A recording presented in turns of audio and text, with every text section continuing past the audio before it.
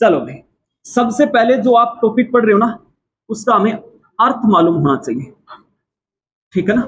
उसका हमें अर्थ मालूम होना चाहिए, ठीक है ना। जैसे समास है, समास का शाब्दिक अर्थ, यदि इसके शाब्दिक अर्थ की बात करें तो इसका शाब्दिक अर्थ होता है संक्षिप्त कर देना, कर देना, या फिर कह सकते हो आप क्या, छोटा कर देना।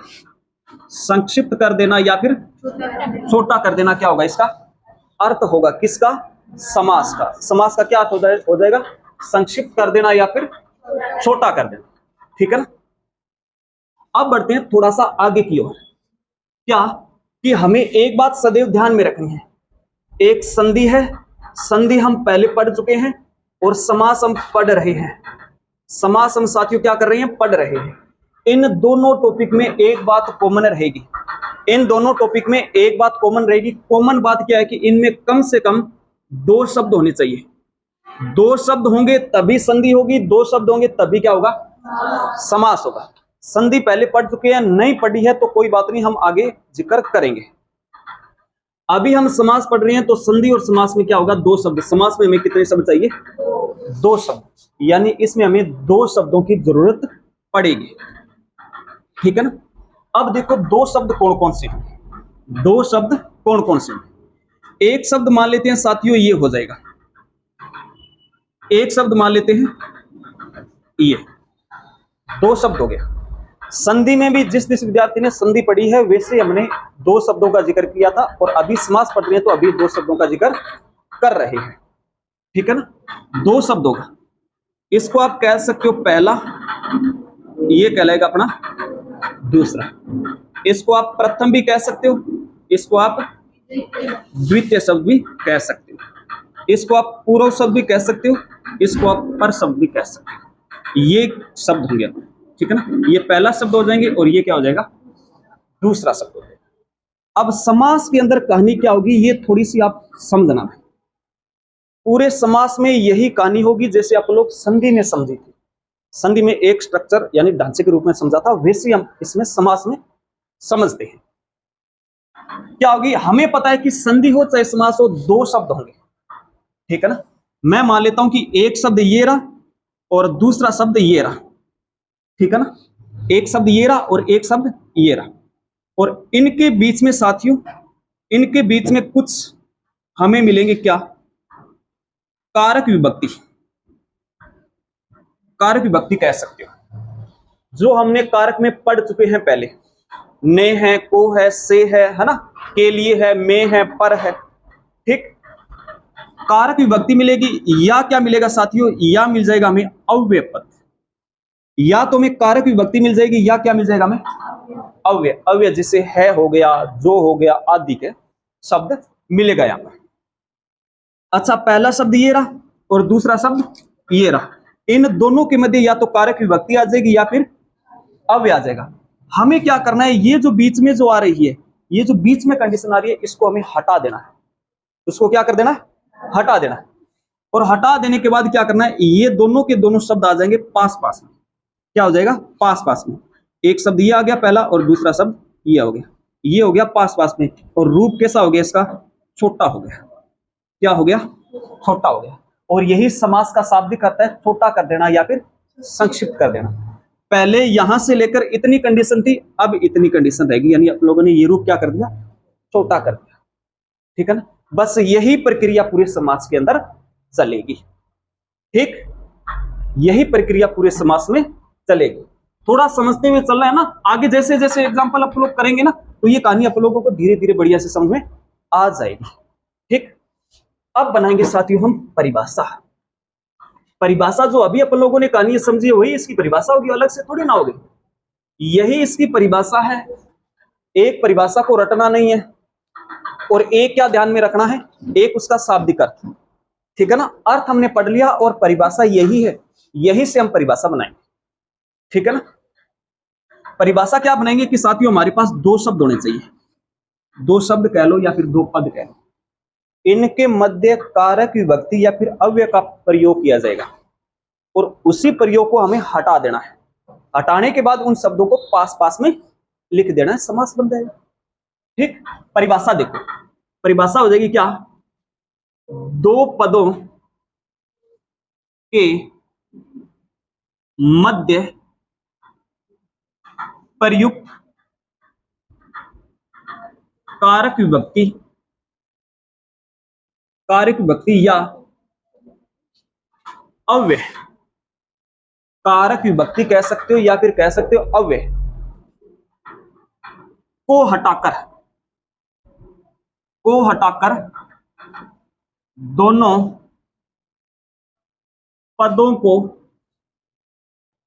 पास पास लिख देना, पास पास लिख देना, क्या कहलाएगा अपना, समास कहलाता है। क्या कहलाता है, समास कहलाता है। ठीक है ना, दो पदों के मध्य प्रयुक्त कारक विभक्ति या फिर अव्यय पदों को हटाकर उन पदों को पास पास में लिख देना, क्या कहलाएगा अपना, समास कहलाएगा। समझ में आई इतनी बात, अर्थ समझ गए और परिभाषा को हम समझ गए। ठीक है ना, अब बढ़ते हैं थोड़ा सा आगे की ओर, थोड़ा सा आगे की ओर। दो बातें समझी है, दो बातों को हमें ध्यान में रखना है। अब बढ़ते हैं आगे की ओर। ठीक है ना,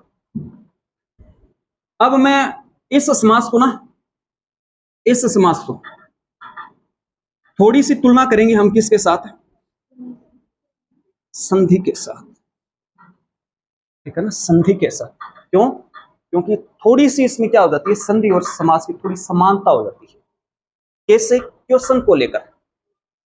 जैसे मैं कहूं कोई संधि शब्द है और उसी संधि शब्द को अलग करने की रीति, क्या अलग करने की रीति क्या कहलाती है, तब आपका जवाब क्या रहेगा, संधि विच्छेद, निसंदेह संधि विच्छेद कहेंगे, संधि विच्छेद कहते हैं।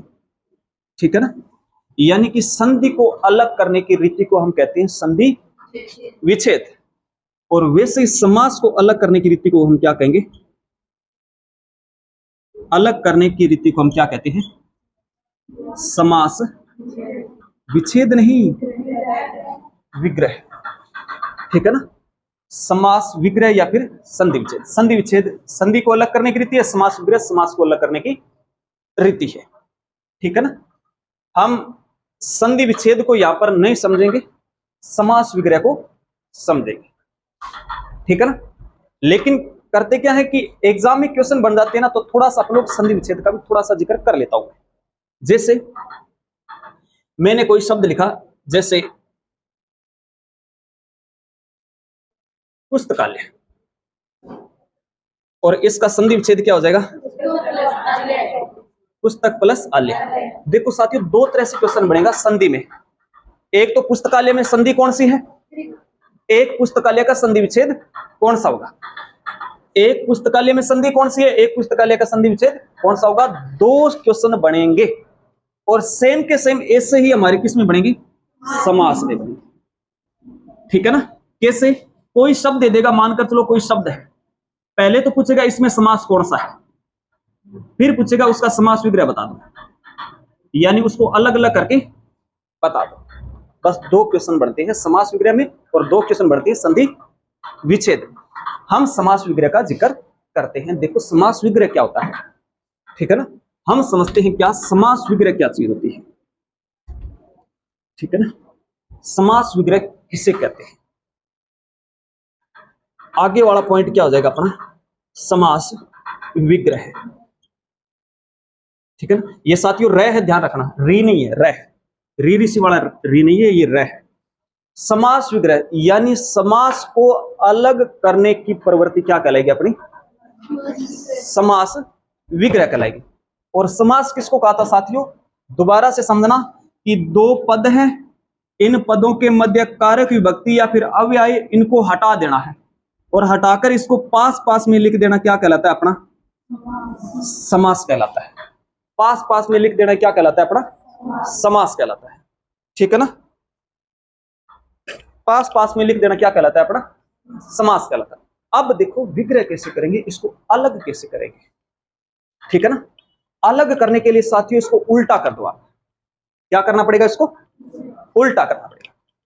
जैसे कि दो शब्द मैंने ऊपर लिख लिया, ठीक है ना, और इसको बोल दिया मैंने समास, ठीक है ना, इसको मैंने अलग कर दिया इससे, पहला शब्द इधर आ गया, दूसरा शब्द इधर आ गया, इनके मध्य आ गई कारक विभक्ति, विभक्ति या कह सकते हो आप अव्यय।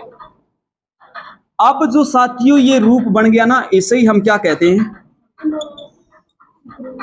इसे ही हम समास विग्रह कहते हैं। यानी ये साथियों अपना क्या है, समास विग्रह है, और ये जो बन रहा है ये क्या है, समास, यानी उल्टा कर देने से क्या बन जाएगा, समास विग्रह बन जाएगा।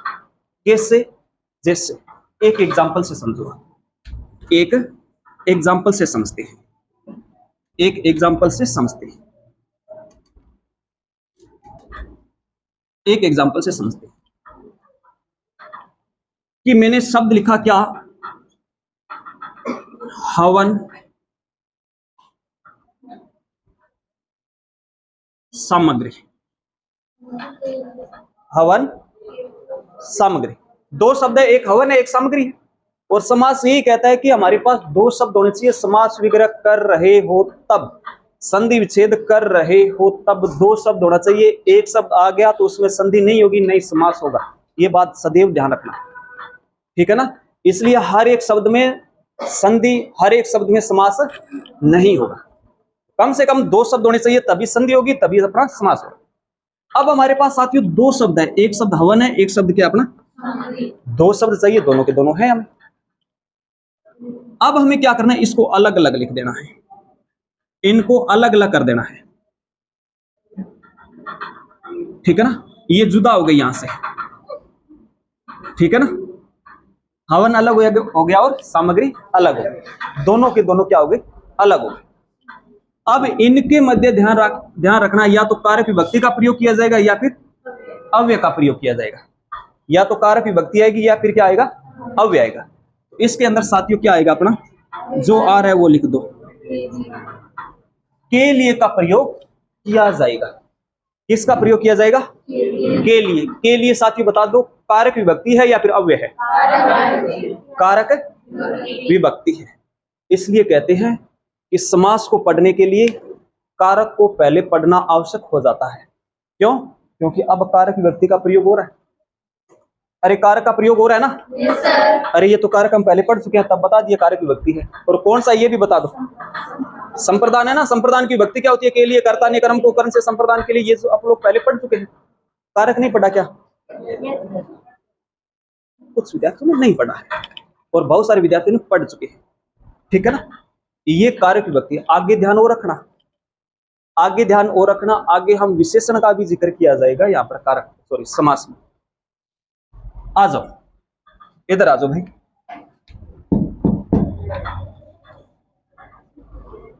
आ जाओ शाबाश, ये के लिए विभक्ति है, ठीक है ना, ये अपनी क्या है, के लिए कारक विभक्ति है, ठीक है ना।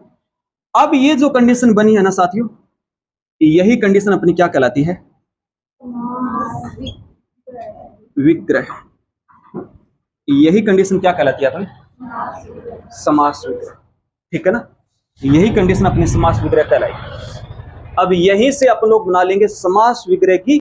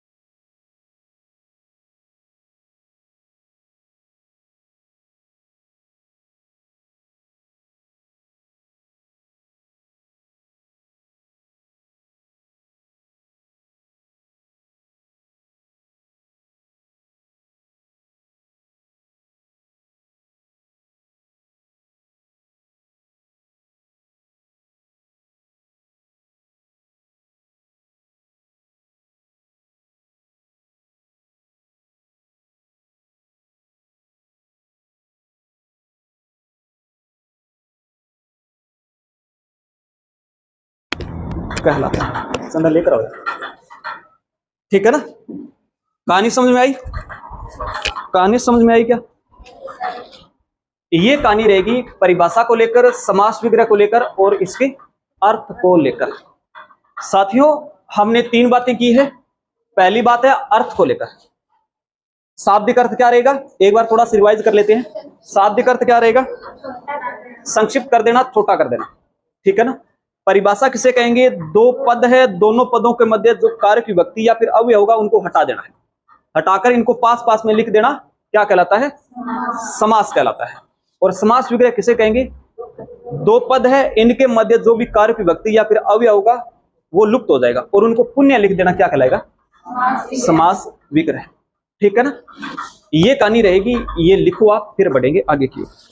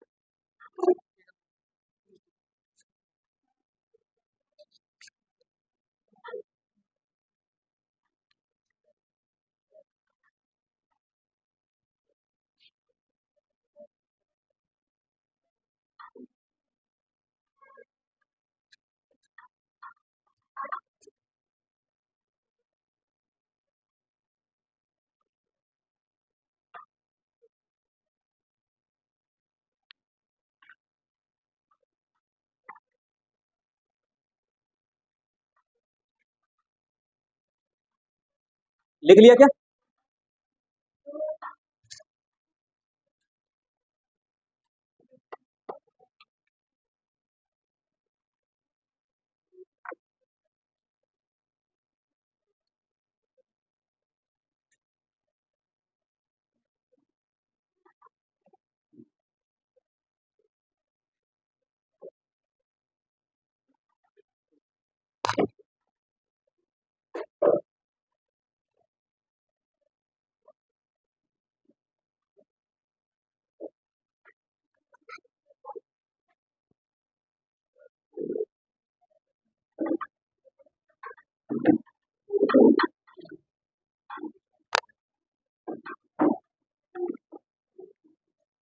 चलो शायद लिख लिया होगा। आगे बढ़ते हैं, आगे बढ़ते हैं।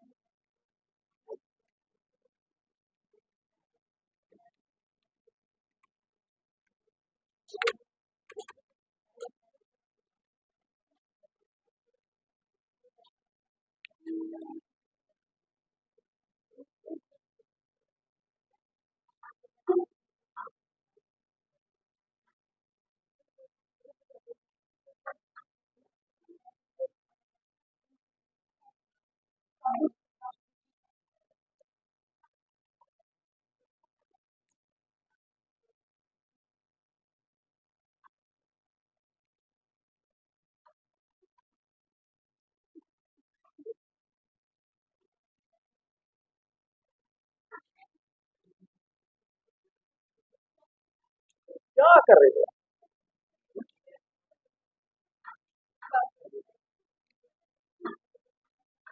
आ जाओ इधर। प्रकार, ठीक है ना। प्रकार का जिक्र करेंगे समास के प्रकार को लेकर, ठीक है ना। अब देखो यहां से प्रकार से ना थोड़ा सा विवादित सा विषय, क्या? चार और छह विवादित है, तो कैसे क्वेश्चन आएगा तब हमें चार करना है, और कैसा क्वेश्चन आए तब हमें छह करना है। हम दोनों को लेकर चलेंगे, चार को और छह को, ठीक है ना। तो सबसे पहले हम लिखेंगे कि प्रधानता के आधार पर, तब जवाब क्या रहेगा अपना? चार। यदि एग्जाम में क्वेश्चन पूछे क्या कि समास में पदों की प्रधानता के आधार पर कितने प्रकार होते हैं, तब अपना जवाब क्या रहेगा? चार जवाब रहेगा, ठीक है ना। सबसे पहले देखो अपना कौन सा होगा? अपना अव्ययी भाव समास, अव्ययी भाव समास होगा साथियों अपना, ठीक है ना। और हमने ये भी देख रखा है क्या कि हर एक समास के अंदर, हर एक समास में दो पद होंगे। मानकर चलो इसमें ए है और बी, दो पद है, ठीक है ना। ए और बी दो पद, पदों की प्रधानता मतलब ये जो दो पद है ना, ये पहला और दूसरा, किसी में पहला प्रधान होगा, किसी में दूसरा होगा, किसी में दोनों होंगे, किसी में दोनों भी नहीं हो। और इसी को लेकर हमने कितने प्रकार बना रखे हैं? इसके चार प्रकार। यदि पूछा जाए अव्ययी भाव समास के अंदर कौन सा पद प्रधान रहेगा, तो अपना जवाब क्या रहेगा? पहला पद प्रधान रहेगा, ठीक है ना। उसके बाद दूसरा प्रकार आता है अपना कौन सा? तत्पुरुष समास। दूसरा कौन सा होगा अपना? तत्पुरुष समास। यानी हर एक समास में दो पद रहेंगे। यदि बात करें तत्पुरुष, तो तत्पुरुष में कौन सा पद प्रधान रहेगा? दूसरा पद प्रधान रहेगा। तत्पुरुष में दूसरा पद प्रधान रहेगा। यदि बात करें तीसरे की, तीसरा कौन सा होगा अपना? द्वंद्व समास, द्वंद्व समास, ठीक है ना। इसके अंदर क्या होगा? इसमें साथियों क्या होगा? इसमें पहला पद अविभाव में, तत्पुरुष में दूसरा, और द्वंद्व में दोनों पद प्रधान रहेगा। द्वंद्व में क्या रहेगा? दोनों पद प्रधान रहेगा। यदि बात करें नंबर 4 की, तो वो होगा अपना कौन सा? बहुव्रीहि, बहुव्रीहि समास। इसमें भी क्या होगा? इसमें भी दो पद होंगे, ठीक है ना। लेकिन इसमें न तो पहला पद प्रधान रहेगा, न दूसरा होगा। इसमें कोई तीसरा या फिर अन्य पदों की क्या रहेगी? प्रधानता रहेगी। अन्य पद की क्या रहेगी? प्रधानता रहेगी, ठीक है ना। ये छोटा सा डायग्राम ध्यान में रखोगे आप लोग। अविभाव के अंदर पहला रहेगा, तत्पुरुष में दूसरा रहेगा, द्वंद्व में दोनों रहेंगे, बहुव्रीहि में तीसरा पद प्रधान रहेगा, ठीक है ना। अब साथियों क्या होते हैं? ये जो तत्पुरुष समास है ना, इसके कुछ दो उपभेद होते हैं, इसके उपभेद चलते हैं। एक है अपना कर्मधारय, कर्मधारय समास और एक हो जाएगा अपना कौन सा, द्विगु समास। द्विगु समास, कर्मधारय और द्विगु समास, ये तत्पुरुष के दोनों क्या है, उपभेद है। यदि हमसे पूछे क्या द्विगु में कौन सा पद प्रधान रहेगा, तो अपना जवाब क्या रहेगा, दूसरा। क्यों? क्योंकि ये क्या है, अपने तत्पुरुष के उपभेद है, इसलिए जो तत्पुरुष का जो पद प्रधान रहेगा वही इनमें पद प्रधान रहेगा। यानी कि इसमें भी क्या रहेगा, इसमें भी दूसरा पद और इसमें भी अपना क्या रहेगा, दूसरा पद प्रधान रहेगा। ठीक है ना। ये छोटा सा डायग्राम ध्यान में रखना, डायरेक्ट क्वेश्चन बनेगा यहाँ से, किसके अंदर या फिर किस समास में दूसरा पद प्रधान रहेगा, किस समास में तीसरा पद प्रधान रहेगा, किसमें दोनों रहेंगे, किसमें पहला पद प्रधान रहेगा। ठीक है ना, समझ गए कहानी। ये कहानी थी किसके आधार पर, पदों की प्रधानता के आधार, पदों की प्रधानता के आधार पर। कितने प्रकार, 4। समझ गए, ये लिखो। ठीक है ना, बाकी आज के लिए इतना।